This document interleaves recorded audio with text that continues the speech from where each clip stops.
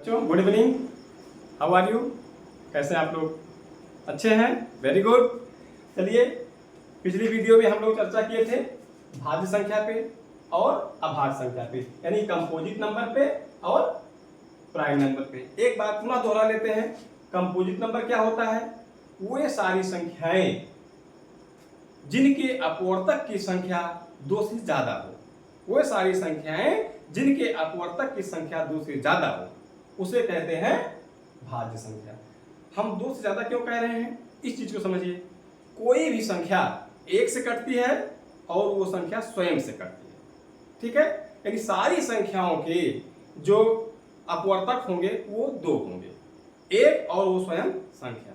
लेकिन कोई कोई संख्या 1 से कटेगी, स्वयं से कटेगी, लेकिन और संख्याओं से भी वो कट जाती है, ठीक है। तो उसे कहते हैं हम भाज्य संख्या, ठीक है। यानी कि एक और स्वयं के अतिरिक्त तीसरी भी कोई ऐसी संख्या हो जो काटे, यानी कि उसके अपवर्तक की संख्या 2 से ज्यादा हो। तो ऐसी संख्या जिसके अपवर्तकों की संख्या, ठीक है, जिनके फैक्टर की संख्या 2 से ज्यादा हो, उसे कहते हैं कंपोजिट नंबर, हिंदी में कहते हैं भाज्य संख्या, ठीक है। और इसी के साथ हम जोड़ते हैं अभाज्य संख्या, ठीक है। तो जिनके अपवर्तकों की संख्या केवल 2 हो, जिनके अपवर्तकों की संख्या केवल 2 हो, जिनके फैक्टर्स की संख्या केवल 2 हो, उसे कहते हैं अभाज्य संख्या, ठीक। यानी यह कह सकते हैं कि कोई संख्या 1 से कटे और स्वयं से कटे, ठीक, और तीसरे से कटने की कोई गुंजाइश ना हो, उसे कहते हैं प्राइम नंबर। ओके, ये हम आपको पिछली वीडियो में बताए हैं। अब आगे हम इसमें चर्चा करेंगे को प्राइम नंबर। बहुत ही महत्वपूर्ण चीज है। अगर इसको हम कायदे से सीख लेंगे, समझ लेंगे, ठीक है, अपने अंतर्मन में बैठा लेंगे, तो हमें आने वाले समय में जो हम लासा का चैप्टर हल करेंगे, यानी कि लघुत्तम समावर्तन निकालेंगे, एलसीएम निकालेंगे या एचसीएफ निकालेंगे, उसमें ये इसकी जो हम अवधारणा क्लियर रहेगी, तो इससे बहुत मुझे मदद मिलेगी, ठीक। कैसे मदद मिलेगी आने वाली वीडियो में आपको बताया जाएगा। चलिए आज हम समझते हैं को प्राइम नंबर, सह अभाज्य संख्या, ठीक है। तो इसको हम लोग बच्चों सरलतम भाषा में सीखने के लिए, अपनी भाषा में सीखने के लिए, आसान भाषा में सीखने के लिए हम कुछ नाम बदल के रखते हैं, ठीक है, जिससे हमारे बच्चे आसानी से सीख जाएं, ठीक है। तो जो संख्या काटे, अभी हम कहते हैं फैक्टर है, अपवर्तक है, ठीक है, गणितीय भाषा में। लेकिन हम अपनी भाषा में या बच्चों की भाषा में जाने, जो संख्या किसी संख्या को काटे उसे हम कहते हैं कटर, ठीक है। जो संख्या किसी संख्या को काटे उसे अपनी भाषा में कह देते हैं वो काट रही है, मतलब कटर है वो, ओके, ठीक है। तो हम उदाहरण लेते हैं, जैसे हमने ले लिया 3, हमने ले लिया 4, ठीक है। अब 3 के जो कटर हैं, 3 के जो फैक्टर्स हैं, या हम लोग कटर ही लिखते हैं, 3 के जो कटर हैं 1 से कटेगा और 3 से कटेगा और किसी से नहीं कटेगा, ओके। अब 4 का निकाल लेते हैं, 1 से कटेगा, 2 से कटेगा और स्वयं 4 से कटेगा, ओके। अब इन दोनों संख्याओं मुझे देखना है कि दोनों संख्याएं सह माने साथ में, अभाज्य, यानी कोई संख्या ऐसी मिले जो दोनों को काटे, ठीक है।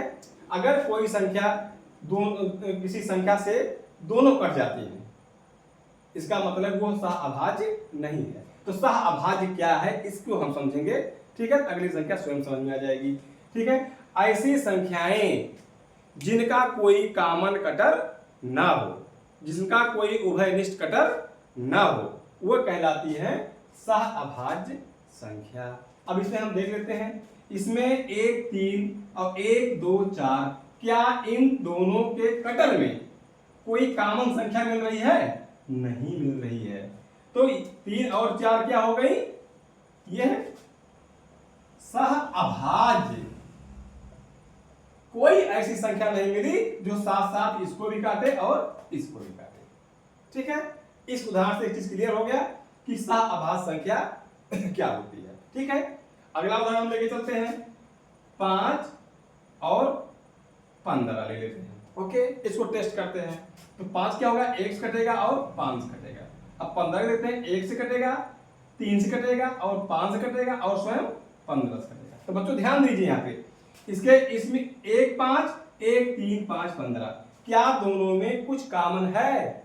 बिल्कुल है। हम देखते हैं 5 इसको भी काट रहा है और वही संख्या 5 इसको भी काट रही है, यानी कि 5 क्या मिल गया, इसमें भी 5 कटर के रूप में है और इसमें भी 5 है। इसके जो है अपवर्तक में 5 है, इसके अपवर्तक में 5 है, ठीक है। इसके गुणनखंड में 5 है, इसके गुणनखंड में 5 है, ठीक है। तो क्या हुआ, 5 हमें मिल गया कॉमन कटर। क्या मिल गया? सीसी मिल गया। क्या मिल गया? 5। यानी कि ये 5 और 15 सहभाज्य संख्या नहीं है। क्यों? क्योंकि इनके बीच में कॉमन कटर है। ओके, आगे देखते हैं हम लेते हैं 12, ठीक, और ले लेते हैं हम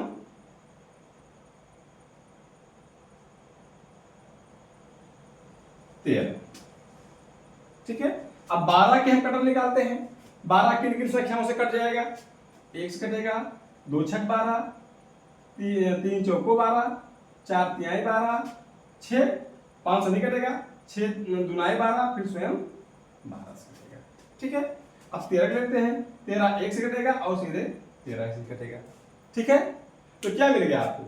क्या इन दोनों में एक के अतिरिक्त, एक तो कॉमन कटर सबका होता है, ठीक है, एक को हम छोड़ देते हैं, एक के अतिरिक्त देखते हैं, ठीक है। क्या कोई कॉमन कटर इसे मिल रहा है? यानी इसमें कोई कॉमन कटर नहीं मिल रहा है, इसलिए 12 और 13 क्या होगी? ये सह अभाज्य होंगी। क्या होंगी? सह अभाज्य होंगी। तो बच्चों आज हम लोग क्या सीख रहे हैं? भाज्य संख्या कल के वीडियो में देखे थे, पिछली वीडियो में अभाज्य संख्या देखे थे। आज हम समझ रहे हैं सह अभाज्य संख्या को प्राइम नंबर। तो एक चीज आप जान लीजिए कि जब हम एलसीएम पढ़ेंगे, लासा का चैप्टर पढ़ेंगे, लासा निकालना सीखेंगे, अगर उसमें मुझे प्राइम भाज्य संख्या, अभाज्य संख्या और सहभाज्य संख्या ये तीनों कॉन्सेप्ट मुझे क्लियर रहेगा तो मुझे एलसीएम समझने में और 60 विधि से एलसीएम निकालने में बहुत मदद मिलेगी, ठीक है। तो आप जान लीजिए कि सह अभाज्य संख्याओं का एलसीएम निकालने के लिए कुछ मत करिए, दोनों का गुणा कर दीजिए, ठीक है। जैसे हमें बताया 3 और 4, 3 4 क्या है? सह अभाज्य है। इनका एलसीएम निकालने के लिए 3 गुणे 4, 3 चौको 12। 5 और 7 ये क्या है? कॉमन कटर इनका कोई नहीं है, निकालने कोई कॉमन कटर नहीं मिलेगा। इनका एलसीएम निकालने के लिए क्या होगा? 5 7 35। यानी जितनी भी संख्याएं को प्राइम है, जितनी भी संख्याएं को प्राइम है, जितनी भी संख्याएं सह अभाज्य हैं, इनका अगर हम एलसीएम निकालेंगे तो हमें क्या करना होगा? उन संख्याओं को आपस में गुणा कर देंगे और जो गुणनफल आ जाएगा वही उन संख्याओं का अभिष्ट एलसीएम होगा, ठीक है। तो आज हम लोग समझे सहभाज्य अभाज्य संख्या, ठीक है। ओके, तो आप इस चीज को कार्य समझिए, इसका अभ्यास करिए, ठीक है। तो मिलते हैं अगले वीडियो में। Okay, thank you.